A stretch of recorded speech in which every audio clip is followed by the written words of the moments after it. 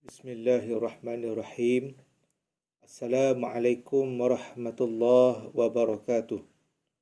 Wabihi nasta'in wal 'aqibatu lil muttaqin wala 'udwana illa 'alal zalimin. Wassalatu wassalamu ala asyrafil anbiya'i wal mursalin wa ala alihi wa sahbihi ajma'in. Subhanaka la 'ilma lana illa ma 'allamtana innaka antal alimul hakim. Wala hawla wala quwwata illa billahil aliyul azim. Alhamdulillahi rabbil alamin. Syukur kehadrat Allah Subhanahu wa taala, kita telah pun melangkah ke tahun baru 2021. Tahun baru dengan azam yang baru. Tahun 2020 kita tinggalkan dengan penuh 1000 kenangan. Namun begitu, perjuangan untuk meneruskan kehidupan tetap akan diteruskan. Bila melangkah ke tahun baru, kita semua berazam untuk meneruskan kehidupan yang penuh dengan keazaman dan hasrat ke arah yang lebih baik dari apa yang telah kita lalui. Berazam untuk mengubah diri dari yang baik kepada yang lebih baik, insya-Allah pada tahun baru 2021 ini, walaupun dengan pandemik COVID-19 yang masih menular, yang masih meningkat, kita masih mampu untuk menjaga dan mencegah diri kita dari pandemik ini dengan menjaga dan mengikuti SOP norma baru dalam menjalani tugasan dan amanah yang kita pikul sebagai penjawat awam di Kementerian Pendidikan.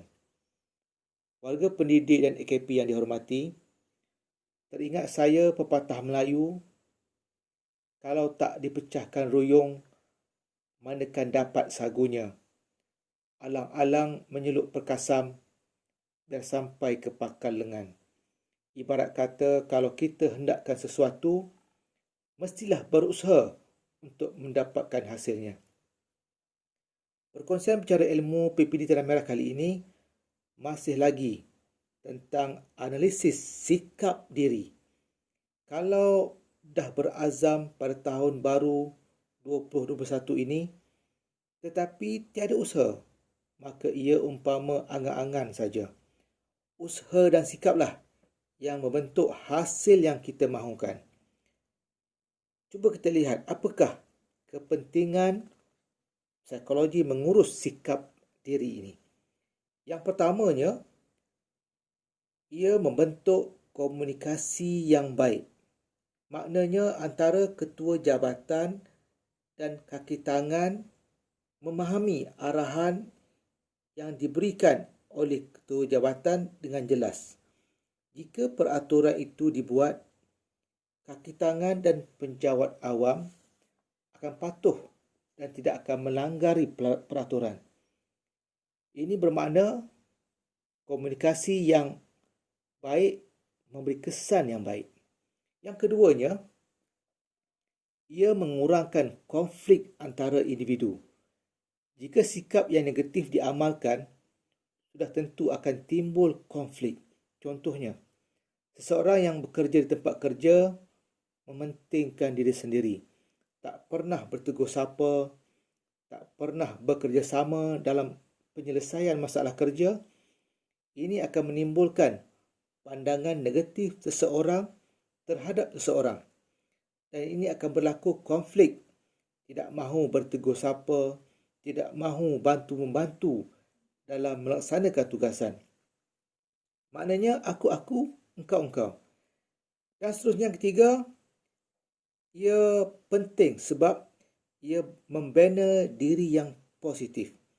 Dengan sikap yang positif akan membina keyakinan, membina perasaan dan membina tingkah laku yang membentuk kepribadian yang positif dan baik.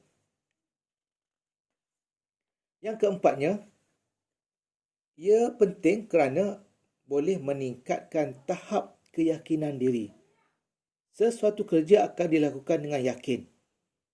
Contohnya, guru-guru akan mengajar pelajar-pelajar dengan yakin bahawa apa yang diajar melalui pendekatan pedagogi yang digunakan akan membuahkan hasil dan kejayaan kepada pelajar-pelajar. Seterusnya, ia juga penting kerana boleh meningkatkan penghargaan kendiri. Apabila membuahkan hasil yang cemerlang dari usaha yang gigih, ia akan menambahkan keyakinan diri dan penghargaan kendiri. Kita merasakan apa yang kita lakukan berharga dan mendapat sokongan daripada orang lain dan mendapat sokongan diri sendiri. Warga pendidik yang dihormati, kita masih baru di awal tahun 2021. Masih mempunyai keazaman membara untuk mengorak langkah membuat perubahan yang positif terhadap kerjaya kita di bidang pendidikan. Disebabkan kita semua sedang berada dalam pandemik COVID-19 yang masih menular, bukan sahaja kesihatan fizikal akan terjejas, mungkin juga kesihatan mental terkesan.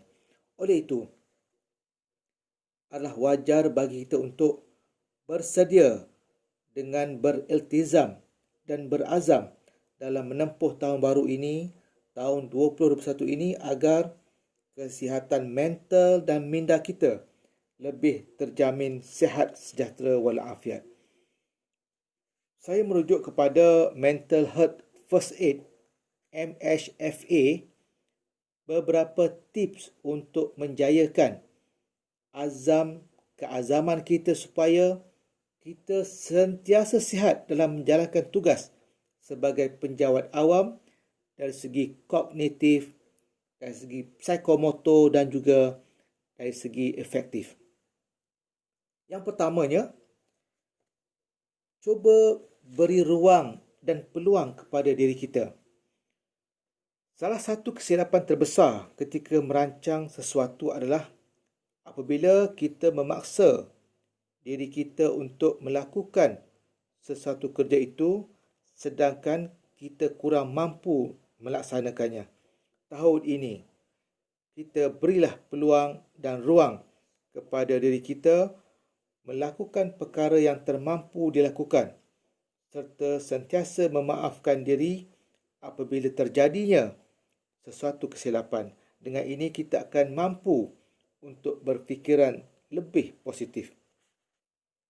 Yang kedua, cuba rancang rutin harian dengan baik. Jika kita merancang, teruskan usaha untuk menjayakannya. Kata nak sihat, bersenam pun tidak. Maknanya tidak buat apa yang dirancang. Cuba lakukan aktiviti sukan yang dibenarkan supaya badan dan minda kita sentiasa sihat. Yang ketiga, cuba hadkan waktu di hadapan skrin. Tak kiralah sama ada bersama telefon pintar kita ataupun komputer, cuba bahagikan masa dengan aktiviti lain yang boleh membantu kita membina hubungan sesama keluarga dan adik-beradik. Cuba bentuk silaturahim untuk menyegarkan dan membina kesan positif terhadap emosi kita apabila bersama dengan keluarga. Seterusnya yang penting juga, yang keempat, pastikan waktu tidur kita terjaga. Maknanya tidur adalah rehat yang baik dengan kualiti tidur yang terbaik. Kajian mendapati bahawa 65% sehingga 90% individu yang mempunyai masalah gangguan tidur akan mengalami depression yang sangat teruk. Seterusnya yang kelima, cubalah pelajari tentang kesihatan mental dengan lebih mendalam. Ambillah peluang ini, iaitu pada musim pandemik ini, kita cuba mempelajari tentang kesihatan mental mengenai informasi yang lebih tepat supaya kita boleh menjaga diri kita dengan cara yang lebih berkesan. Warga pendidik yang dihormati, insya-Allah kita sama-sama berazam di tahun 2021 ini, tahun baru ini, untuk terus berhikmat dengan lebih baik dan menjaga kesihatan fizikal dan mental agar kita boleh bekerja dengan kualiti kerja yang terbaik. Kita sama-sama berazam dan berdoa agar tahun ini lebih cemerlang dalam kerja buat kita sebagai penjawat awam di Kementerian Pendidikan. InsyaAllah. Sekian. Wassalamualaikum warahmatullahi wabarakatuh.